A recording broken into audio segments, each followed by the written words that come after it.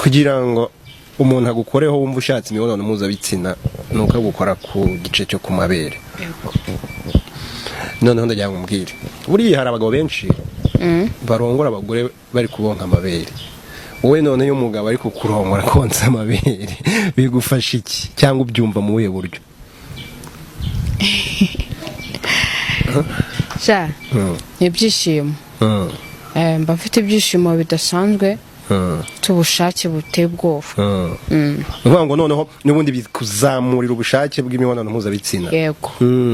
Ndushobora kumbwira ngo baby ngo ndarangije aba nanagukubita n'urushyi ukaba wamwirenze. Yego. Okay, hari umugabo wigeza kurongorera mu modoka. Yego. Icyo gihe byari byagenze gute? Ndabyibuka twatuvuye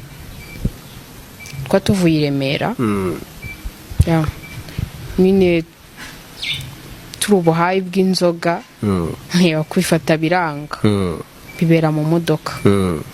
Ariko abantu bashobora kwibaza bati iyo umuntu agiye gukora imibonano mpuzabitsina ari mu modoka ikorwa ite? Dusobanurire ikorwa gute? Igisabwa si ukuryamisha intebe y'imodoka ukayicara nanjye nkaza nkakwicaraho ubundi nkabinoza mukabinoza bikagenda neza. Ese ubwo ushobora kwirekura uri mu modoka Jennifer we? Nakirekura cyane. Okay, Jennifer, wari washyukwa maze ukifuza ko hari umugabo wakurongora ukamubura? Yego. Icyo gihe wabigenje gute kuba washyutswe ariko hafi yawe ukabura umugabo uri bubinoze? Icyo gihe wabyitwayemo gute? Ndi njyenyine mu nzu, ubushyuhe bwarandenze urandenga ndavuga ati nta